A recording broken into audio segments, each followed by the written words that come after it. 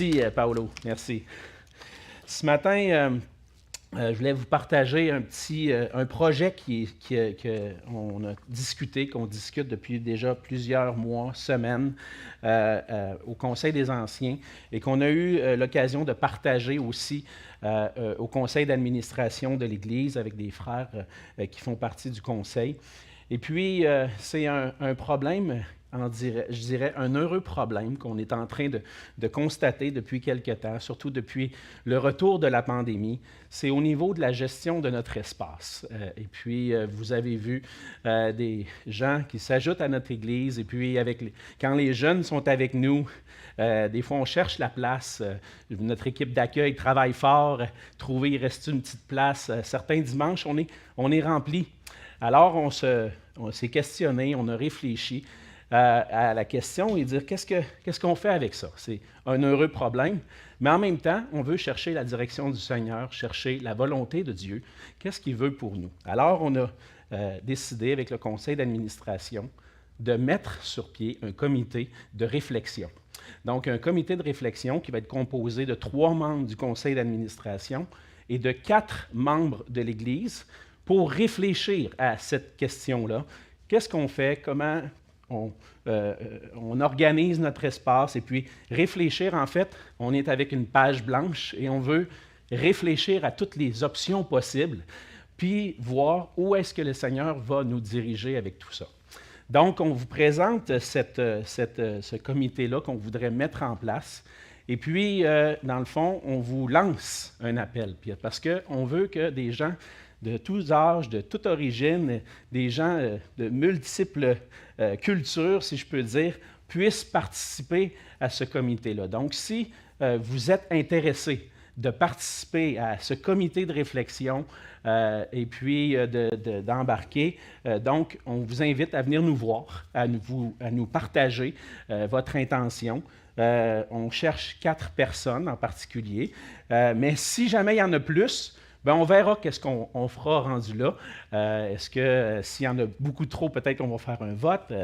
On verra. Mais l'idée, c'est à travers les prochaines semaines, essayer de former ce comité-là pour qu'au début d'octobre, ce comité de réflexion puisse commencer à travailler et puis suggérer des idées au conseil pour gérer notre espace. Donc, des gros projets peut-être devant nous, on va voir, mais on remet ça entre les mains du Seigneur, puis si vous avez à cœur, n'hésitez pas à venir nous voir sur ça. C'est bon? C'est une joie de pouvoir voir ce que le Seigneur fait à l'Église de Saint-Hubert. Depuis que je suis ici, j'ai été particulièrement témoin de la grâce de Dieu, de la bénédiction du Seigneur, de voir des gens de toutes sortes d'arrière-plans, de cultures, avoir une soif pour la parole de Dieu. Et c'est ce qui réjouit mon cœur. Je me réjouis de savoir que si vous êtes ici, c'est parce que vous voulez connaître votre Dieu, marcher avec le Seigneur Jésus-Christ, puis on veut marcher avec lui ensemble. Ce matin, plutôt que de revenir dans l'Épître aux Éphésiens, un autre sujet dont on veut aborder, parce que ça fait partie de notre réalité avec le nombre grandissant dans l'Église, vient aussi des besoins au niveau du leadership. Et puis, dans les prochaines semaines, les 3 ou 4 prochaines semaines, on aimerait traiter ce sujet-là avec vous, du leadership dans l'Église. Et on voudrait commencer ce matin avec un passage qui se trouve dans l'Épître, pas dans l'Épître, mais dans l'Évangile de Jean, au chapitre 10. Et puis, on va aborder ensemble la question du leadership dans l'Église. Qui sont les leaders et qui Dieu appelle à être des leaders dans l'Église? Parce qu'il y a des besoins et on veut être là pour travailler à l'œuvre du Seigneur. Et on veut commencer cette série-là en regardant à celui qui est le souverain berger de son Église. Et puis, c'est le Seigneur Jésus. On va voir ça dans Jean 10. Et on va lire ensemble ce matin les versets 11 à 18. Donc, Jean 10, versets 11 à 18. La parole de Dieu dit ceci. « Je suis le bon berger. Le bon berger donne sa vie pour ses brebis. Mais le mercenaire qui n'est pas le berger et à qui n'appartient pas les brebis, voit venir le loup, abandonne les brebis et prend la fuite. Et le loup les ravit et les disperse. Le mercenaire s'enfuit parce qu'il est mercenaire et qu'il ne se met point en peine des brebis. Je suis le bon berger. Je connais mes brebis et elles me connaissent. Comme le Père me connaît et comme je connais le Père, et je donne ma vie pour mes brebis. J'ai encore d'autres brebis qui ne sont pas de cette bergerie. Celles-là, il faut aussi que je les amène. Elles entendront ma voix, et il y aura un seul troupeau, un seul berger. Le Père m'aime parce que je donne ma vie afin de la reprendre. Personne ne me l'ôte, mais je la donne de moi-même. J'ai le pouvoir de la donner et j'ai le pouvoir de la reprendre. Tel est l'ordre que j'ai reçu de mon Père. On va se courber dans un mot de prière. Oui, Seigneur notre Dieu, Seigneur Jésus, on veut reconnaître que tu es notre Sauveur, notre Seigneur. Tu es le Roi majestueux, celui qui est digne de recevoir toute la gloire et l'honneur. Et ce matin, on veut te louer pour tout ce qu'on a entendu jusqu'à maintenant, pour ce temps de louange qu'on a pu t'adresser, Seigneur. Merci parce que tu parles à nos cœurs à travers les chants et à travers ce qu'on a entendu de ce que les enfants ont appris cet été. Et Seigneur, encore une fois ce matin, on veut venir à toi avec ce cœur désireux de te connaître et d'en apprendre davantage sur toi. Seigneur, utilise ta parole en nous ce matin pour nous transformer, pour nous rendre de plus en plus semblables à toi. On veut t'honorer, te glorifier, Seigneur Jésus. Fais ton œuvre en nous ce matin par ta parole, et c'est dans ton précieux nom que je te prie. Amen. Amen. Donc, au cours des dernières semaines, comme je l'ai mentionné, on a laissé de côté un peu notre épître, notre série dans l'Épître aux Éphésiens pour aborder certains passages pendant la saison estivale. Et on va revenir à Éphésiens. Mais dans les dernières années, l'Église a vécu une transition au niveau de sa forme de direction, de leadership.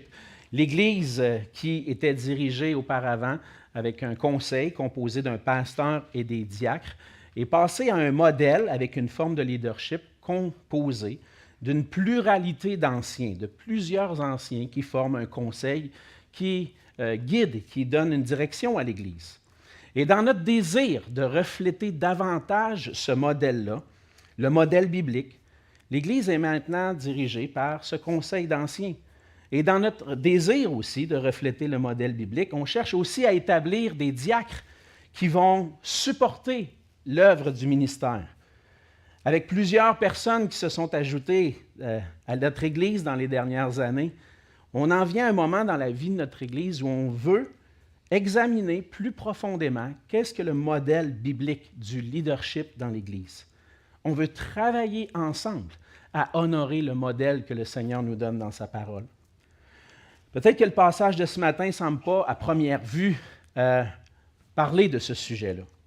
Mais lorsqu'on prend le temps d'examiner les Écritures, ça devient évident qu'avant même de parler des personnes qui sont nommées en position de leadership dans l'Église, on doit parler de celui qui est le chef suprême de l'Église, notre Seigneur Jésus-Christ. Dans le passage de ce matin, on voit que Jésus emploie la métaphore du berger pour exprimer sa relation avec ses disciples, pour exprimer sa relation avec son Église. Cette métaphore-là est très importante. Elle est employée aussi dans l'Ancien Testament pour parler de Dieu lui-même comme étant le berger de son peuple, celui qui conduit son troupeau, mais aussi pour parler de ceux qui étaient des dirigeants du peuple, des leaders parmi le peuple. Le Seigneur les appelait des bergers. Et dans sa venue sur la terre et comme Seigneur, Jésus-Christ est venu pour être le berger de son peuple et pour continuer cette belle image qu'on voit tout au long de l'Ancien Testament, que le Seigneur conduit son peuple. Avant de parler des rôles et des fonctions dans l'Église, on doit premièrement considérer ce qui est à la base du leadership dans l'Église et on doit considérer et reconnaître que d'abord et avant tout, c'est Jésus, le souverain berger qui conduit son Église. Et là, la question nous vient, comment le Seigneur Jésus conduit-il son Église? Et on va voir ensemble 3 réponses qu'on peut donner à cette question. Comment le Seigneur Jésus conduit son Église? Et on va le voir premièrement par le passage qu'on a lu, que Jésus est le berger qui vient donner sa vie pour ses brebis. On voit dans les versets 11, Jésus, on voit déjà un peu avant, dans Jean 10, le passage, on n'a pas le temps d'aller tout le lire, mais qui mène à déclarer au verset 11, « Je suis le bon berger. Le bon berger donne sa vie pour ses brebis. » Le bon berger, comme Jésus dit dans le verset 12, il n'est pas comme le mercenaire. Le mercenaire, ce n'est pas le berger. Le mercenaire, on pourrait le traduire comme étant l'employé du berger. Et puis, le mercenaire, les brebis ne lui appartiennent pas. Les brebis appartiennent au berger. Et donc, c'est totalement, on peut très bien comprendre que le berger tient à ses brebis. Il les aime. Mais l'employé, lui, peut ne pas avoir le même cœur. L'employé, lui, travaille pour son salaire. Il travaille pour son propre intérêt. Et puis, lorsque va venir le danger, s'il travaille seulement pour son salaire, il n'y a pas d'intérêt pour les brebis. Et quand va venir le danger, qu'est-ce qui va arriver? Il va prendre la fuite. Il ne sera pas prêt à se mettre en peine pour les brebis. Il tient à sa vie plutôt qu'à celle des brebis. Je ne vais pas commencer à mettre ma vie en péril pour des petits moutons. C'est un peu ça qui se dit, hein? L'employé, lui, n'est pas prêt à protéger, prêt à tout pour protéger les brebis du berger. Et quand les brebis sont confiées à un simple employé qui travaille pour son salaire, elles risquent de s'égarer, d'être emportées, de mourir. Et en adressant cette image-là, cette métaphore du bon berger, Jésus vient et veut adresser un problème qui était là dans l'Ancien Testament et que le Seigneur avait déjà adressé. Il veut montrer que ceux que Dieu avait établis comme bergers sur son peuple ont agi comme des mercenaires. Ils ont agi comme des employés qui ne se mettaient pas en peine pour ses brebis et qui le faisaient seulement pour leur propre intérêt. Dans Ézéchiel 34, on voit un passage où le Seigneur reproche aux bergers d'Israël que, dans le fond, ils ne se sont pas occupés des brebis. On lit dans Ézéchiel 34, à partir du verset 1, « La parole de l'Éternel me fut adressée en ces mots, « Fils de l'homme, prophétise contre les bergers d'Israël. Prophétise et dis-leur aux bergers, ainsi parle le Seigneur l'Éternel, malheur aux bergers d'Israël qui se paissaient eux-mêmes. Les bergers ne devraient-ils pas paître le troupeau? Vous avez mangé la graisse, vous vous êtes vêtus avec la laine, vous avez tué ce qui était gras, vous n'avez point fait paître les brebis. Vous n'avez pas fortifié celles qui étaient faibles, guéri celles qui étaient malades, pansé celles qui étaient blessées. Vous n'avez pas ramené celles qui s'égaraient, cherché celles qui étaient perdues, mais vous les avez dominées avec violence et avec dureté. Elles se sont dispersées parce qu'elles n'avaient point de berger. Elles sont devenues la proie de toutes les bêtes des champs. Elles se sont dispersées. Mon troupeau est errant. Sur toutes les montagnes et sur toutes les collines élevées, mon troupeau est dispersé sur toute la face du pays. Nul n'en prend souci, nul ne le cherche. » Et on comprend très bien à travers cette métaphore-là que Dieu reproche aux leaders d'Israël, aux dirigeants, de ne pas avoir pris soin du peuple de Dieu, de ne pas l'avoir pris pour lui enseigner les voies du Seigneur, pour lui enseigner ses commandements, pour que le peuple puisse trouver sa joie dans une vie qui honore Dieu, dans une vie qui honore le grand berger. Non, les bergers d'Israël se sont détournés du Seigneur pour se tourner vers eux-mêmes et profiter de leur position pour s'enrichir eux-mêmes, pour se servir eux-mêmes. Et dans Ézéchiel 34, le Seigneur va faire une promesse. Le Seigneur promet de venir lui-même paître ses brebis parce que ceux à qui il les avait confiés ont manqué grandement à leur travail. Dans Ézéchiel 34, au verset 11, on lit ceci. « Car ainsi parle le Seigneur l'Éternel. Voici, j'aurai soin moi-même de mes brebis, et j'en ferai la revue. Comme un berger inspecte son troupeau quand il est au milieu de ses brebis éparses, ainsi je ferai la revue de mes brebis, et je les recueillerai de tous les lieux où elles ont été dispersées, au jour des nuages et de l'obscurité. Je les retirerai d'entre les peuples, je les rassemblerai des diverses contrées, je les ramènerai dans leur pays, je les ferai paître sur les montagnes d'Israël, le long des ruisseaux et dans tous les lieux habités du pays. Je les ferai paître dans un bon pâturage, et leur demeure sera sur les montagnes élevées d'Israël. Là, elles reposeront dans un agréable asile, et elles auront de grands pâturages sur les montagnes d'Israël. C'est moi qui ferai paître mes brebis. C'est moi qui les ferai reposer, dit le Seigneur l'Éternel. Je chercherai celle qui était perdue, je ramènerai celle qui était égarée, je panserai celle qui est blessée, et je fortifierai celle qui est malade. Mais je détruirai celles qui sont grasses et vigoureuses. Je veux les paître avec justice. » Ce que Jésus annonce dans Jean 10, c'est qu'il est lui-même le Seigneur qui vient pour paître ses brebis. Jésus est le bon berger. Il n'est pas le mercenaire qui prend la fuite quand le danger arrive. Plutôt, le bon berger donne sa vie pour sauver ses brebis. Jésus est le véritable berger qui a vu la misère de ses brebis et qui est venu les sauver. Jésus a vu la misère de son peuple, la misère d'Israël, qui avait été égaré, comme des brebis égarées. Et puis, il n'a pas eu peur. Il ne s'est pas enfui, mais il est venu pour donner sa vie, pour les sauver. Il a vu le danger, il a vu qu'elles étaient égarées. Et plutôt que de fuir le danger, il est venu jusqu'à donner sa vie. Les brebis du Seigneur étaient égarées dans leur péché et dans la misère qu'ils étaient. Le Seigneur est venu pour les sauver. Elles avaient besoin d'être réconciliées avec le Père, avec le grand berger. Elles avaient besoin, ces brebis, de revenir à lui. Le péché et la culpabilité du péché qui pesait sur le peuple avaient besoin d'être enlevés.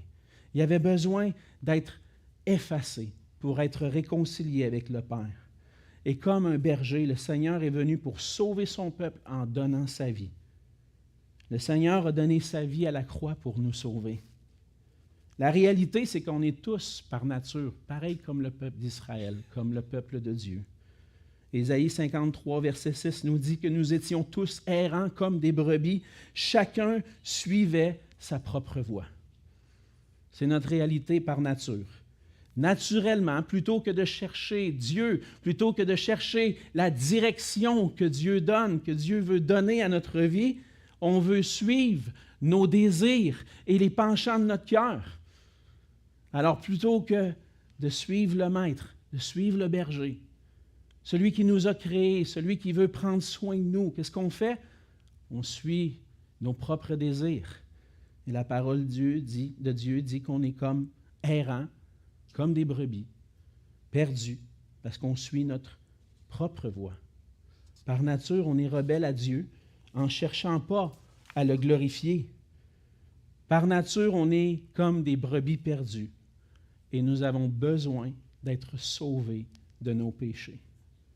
Et la seule manière d'être sauvés du péché, de ce qui nous sépare de Dieu, de ces offenses qui pèsent sur nous, qui nous rendent coupables devant Dieu, c'est de pouvoir avoir le pardon. Que nos péchés soient complètement effacés pour qu'il ne soit plus une séparation entre nous et Dieu. Et le pardon de nos péchés est possible parce que le bon berger donne sa vie pour ses brebis. Parce que le bon berger est devenu l'agneau de Dieu qui ôte le péché du monde. Le bon berger est allé jusqu'à la croix. Il a pris sur lui nos péchés, notre culpabilité. Il a été puni pour nos péchés. Il a accompli la justice de Dieu pour que notre salut soit rendu possible. Pour que des brebis qui erraient, qui allaient sans berger, puissent être retrouvées et puissent suivre le plus bon berger qui existe, notre Seigneur Jésus. Alors, comment Jésus conduit son troupeau? Bien, c'est premièrement en accomplissant notre salut, le salut dont on avait besoin. À la croix, il est mort pour nous. Et puis, à partir de là, il peut nous appeler à lui pour qu'on puisse être sauvés. Et c'est ce qu'on voit dans la suite du passage.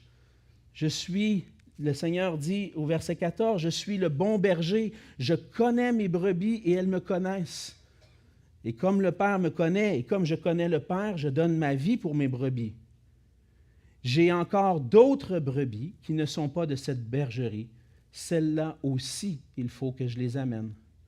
Elles entendront ma voix et il y aura un seul troupeau, un seul berger. » Comment Jésus conduit ses brebis, c'est en les appelant à lui.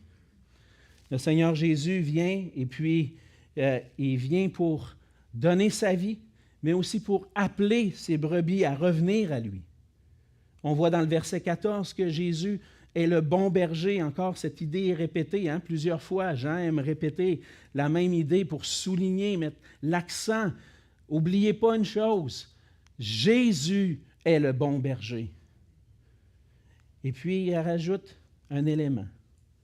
Non seulement je donne ma vie, mais je connais mes brebis. Et elles me connaissent. Et puis, ce n'est pas une connaissance superficielle. Parce qu'on voit que la connaissance que Jésus a de ses brebis est comparée à la connaissance qu'il a de son Père, de cette relation qu'il dont jouit le Fils depuis toute éternité avec son Père. Cette intimité entre le Père, le Fils et le Saint-Esprit qui dure depuis toute éternité. Le Père qui est capable de dire « Voici mon Fils bien-aimé, en qui mon âme prend plaisir, en qui j'ai mis toute mon affection. » On voit l'amour qu'il y a entre les différentes personnes de la Trinité, entre le Père, le Fils. Et Jésus dit « Comme je connais le Père, dans l'intimité, je connais aussi mes brebis intimement. » Le Seigneur connaît chacune de ses brebis, intimement. Ce n'est pas une connaissance qui est superficielle, parce que Jésus nous connaît jusqu'au profond de nous-mêmes. Il connaît nos cœurs. Le Seigneur Jésus connaît ce que tu es en train de vivre.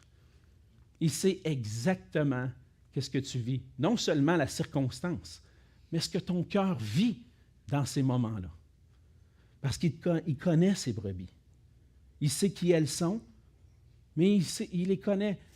Non seulement connaître qui elles sont, mais connaître ce qu'elles ressentent, ce qu'elles vivent, les besoins de chacune de ces brebis, il les connaît. Et donc, le Seigneur connaît ses brebis et il connaît même ceux qui ne lui appartiennent pas encore. Il dit dans sa parole qu'il y en a d'autres brebis. Il dit, celles-là aussi, il faut que je les amène. Il faut qu'elles entendent ma voix. Il veut rassembler en un seul troupeau pour avoir un seul berger qui veille sur son troupeau. Et il veut appeler ses brebis à lui. Et le Seigneur connaît ses brebis. Et comment il fait pour les appeler?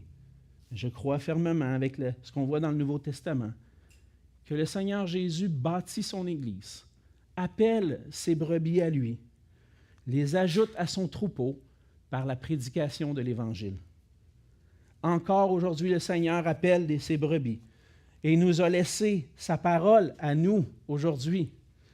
Et par la proclamation de l'Évangile, des gens sont appelés à venir à lui, à reconnaître qu'il est le bon berger, qu'il est celui qui va vraiment combler tous les besoins de nos cœurs et celui qui mérite toute la gloire. Le souverain berger appelle les gens à croire en lui, à faire partie de son Église. C'est le Seigneur lui-même qui bâtit son Église. On connaît bien ce passage dans Matthieu 16. Quand Jésus parle à Pierre, il dit, Jésus reprenant la parole, lui dit, « Tu es heureux, Simon, fils de Jonas, car ce ne sont pas la chair et le sang qui t'ont révélé cela, mais c'est mon Père qui est dans les cieux. » Et donc, ce que Pierre vient de déclarer, c'est que Jésus est le Christ, hein, celui qui est le Fils de Dieu. Et puis, Jésus dit, ce n'est pas la chair et le sang qui t'ont révélé ça, mais c'est le Père. Tu reconnais qui je suis. Et maintenant, Jésus va dire au verset 18, « Et moi je te dis que tu es Pierre, et que sur ce roc, je bâtirai mon Église, et que les portes du séjour des morts ne prévaudront point contre elle. Je te donnerai les clés du royaume des cieux, et ce que tu lieras sur la terre sera lié dans les cieux, et ce que tu délieras sur la terre sera délié dans les cieux. » Et ce qu'on peut voir à travers ce passage-là, c'est que l'Église, c'est le projet du Seigneur lui-même. Ce n'est pas un projet humain. C'est un projet de Dieu. C'est le projet du Seigneur Jésus de bâtir son Église. Et c'est pour ça qu'on veut reconnaître que Jésus est le souverain berger de l'Église. Parce qu'on ne travaille pas sans avoir d'instructions, mais on travaille en regardant à ses instructions, à sa parole, en proclamant sa parole pour que nous, tous ensemble, puissions suivre le souverain berger. Et on peut voir tellement d'exemples dans l'histoire de l'Église où les bergers ont été comme ceux d'Ézéchiel 34, où les gens ont mis de côté la parole du Seigneur, puis l'Église est devenue un projet humain. Mais c'est la dernière chose que l'Église a besoin. La dernière chose que les brebis du Seigneur ont besoin, c'est de mettre de côté sa parole pour vivre sans lui. L'Église a besoin de reconnaître que Jésus est le souverain berger, qu'il est le chef suprême de l'Église et que nous ne sommes que des instruments entre ses mains.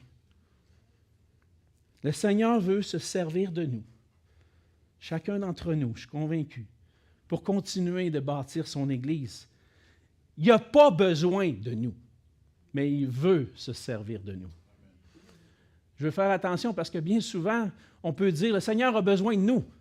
Le Seigneur a besoin de nous pour qu'on proclame l'Évangile. Je m'excuse. Le Seigneur a besoin de personne.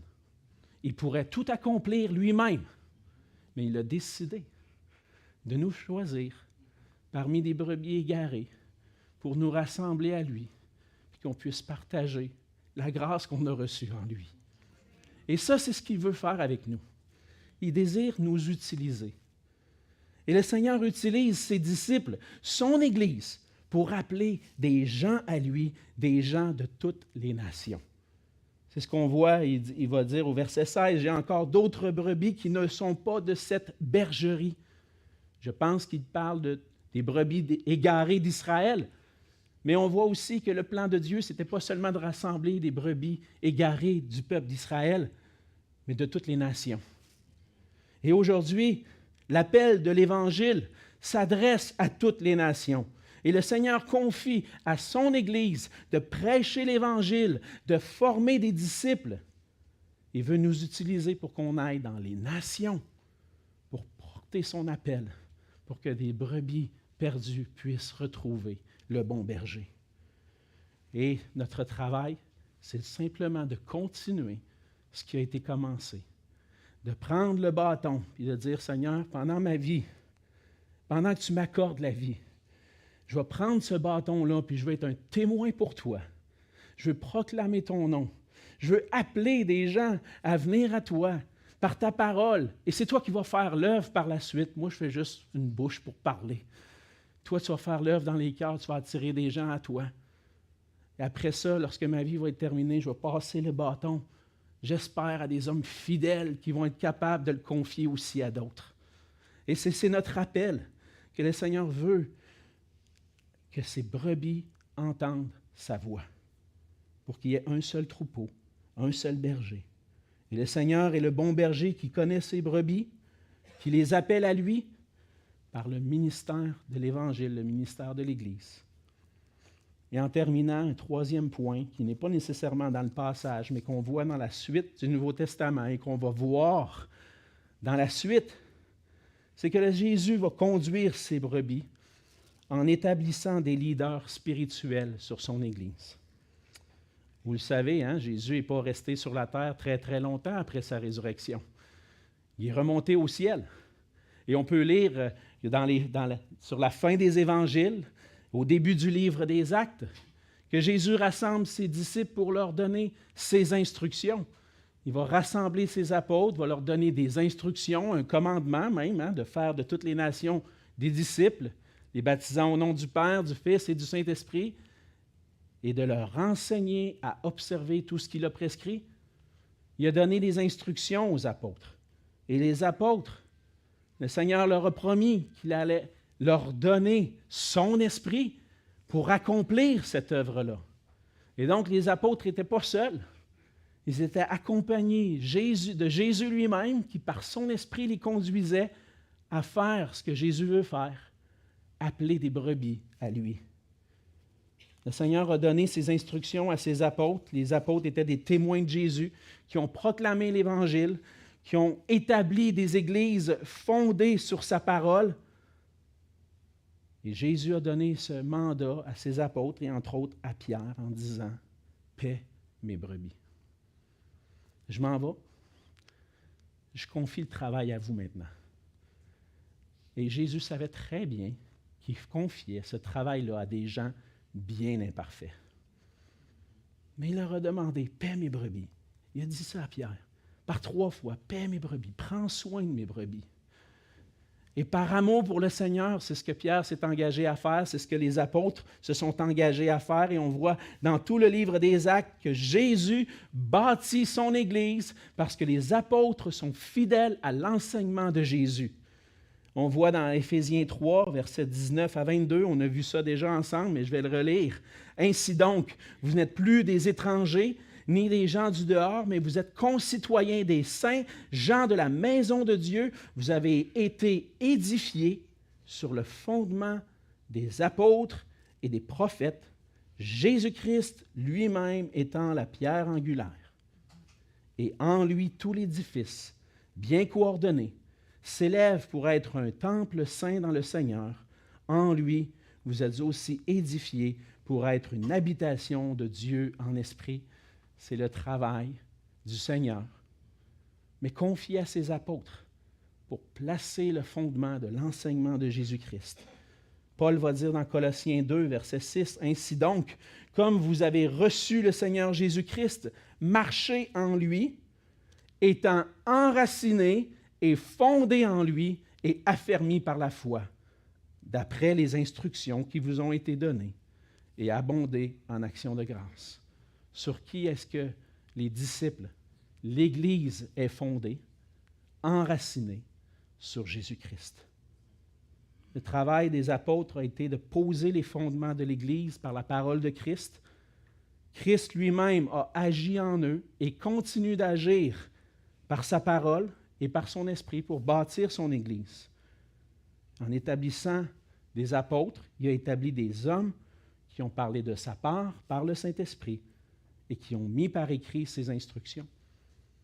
Donc les apôtres, on croit que c'est un ministère qui était pour une durée déterminée, jusqu'à ce que toute la parole de Christ puisse être mise par écrit pour l'instruction de l'Église.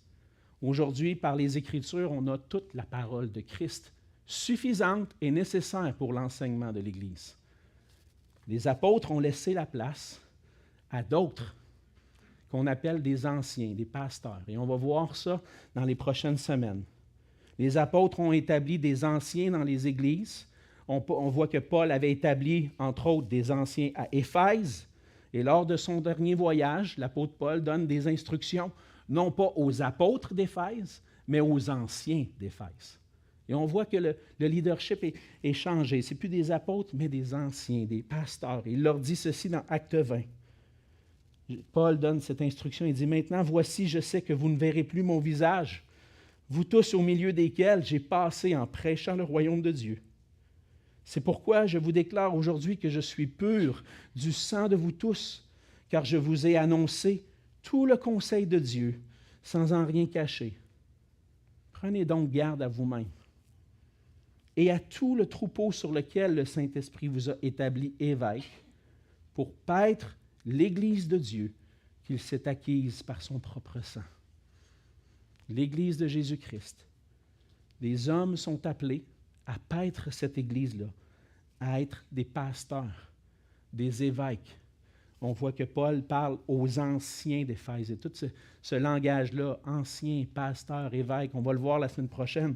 Je pense que ça fait référence à ce rôle de berger que le Seigneur établit sur son Église. Et les pasteurs sont appelés à paître le troupeau, pas le leur, mais celui du Seigneur. Et ils sont appelés à le faire en prêchant droitement la parole de Christ, en enseignant la saine doctrine de l'Évangile, en gardant le troupeau des faux enseignements, en donnant des pasteurs fidèles et responsables. Le Seigneur est le souverain berger qui prend soin de ses brebis. On va voir ensemble que le Seigneur conduit son Église à nommer aussi des diacres, des gens qui vont, des leaders, serviteurs spirituels, qui vont soutenir l'œuvre du ministère. Et si les anciens sont appelés à paître le troupeau du Seigneur par l'enseignement de la parole, les diacres vont être appelés à soutenir le ministère de la parole en prenant soin des besoins particuliers de l'Église.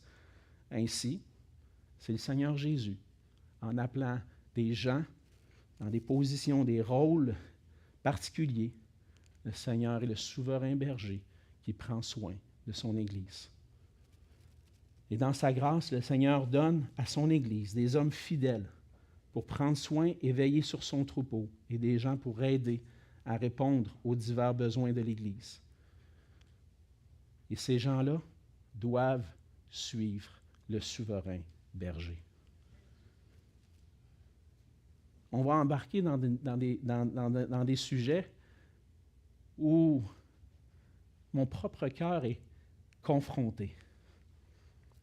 Je regarde le Seigneur Jésus, mon souverain berger. Et le Seigneur a choisi un homme, des hommes, dans cette Église pour conduire son Église ici à Saint-Hubert. Puis on voit nos imperfections. Puis cette semaine, c'était ça ma prière. Je dis, Seigneur, toi, tu es le bon berger. Tu ne veux pas confier tes brebis à un mercenaire. Tu veux confier tes brebis à des hommes fidèles, sages. Oh, que j'ai besoin de toi. J'ai besoin de toi, Seigneur. Parce que c'est une tâche tellement grande. Et j'ai besoin de suivre le Seigneur dans cette voie.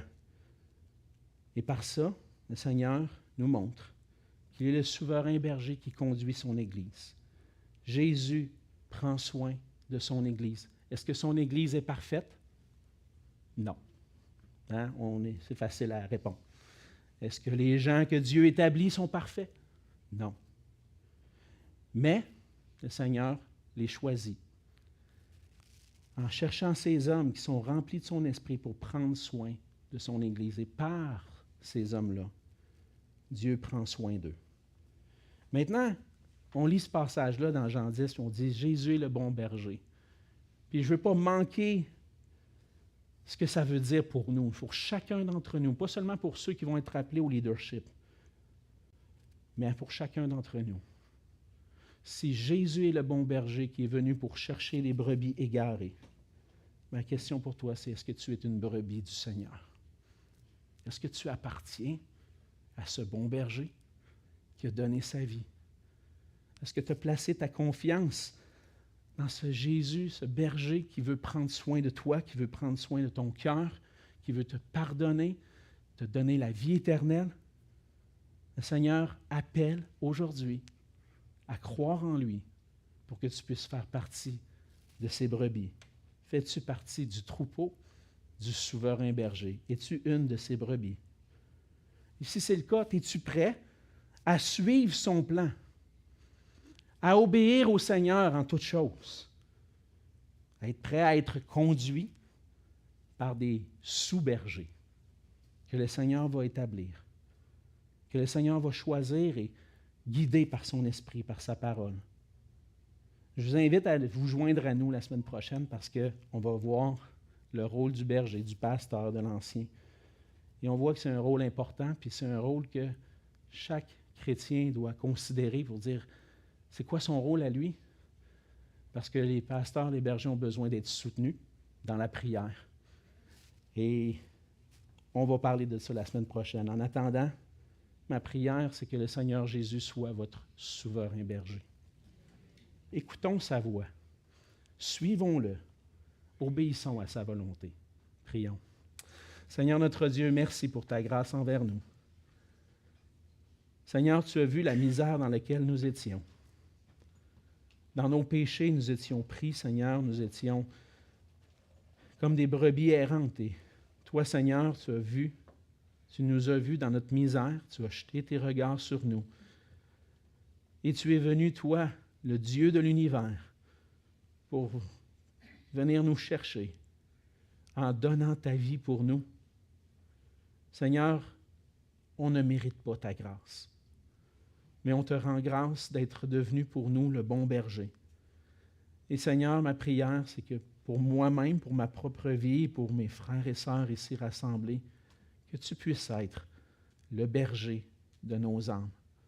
Que tu puisses nous conduire, Seigneur, dans ta volonté, nous rendre fidèles à ta parole, fidèles à ta voix, pour qu'on puisse ensemble t'obéir et trouver la joie dans des verts pâturages auprès de toi. Seigneur, merci parce que tu as tellement fait pour nous. Merci d'être notre bon berger. À toi soit toute la gloire. Amen.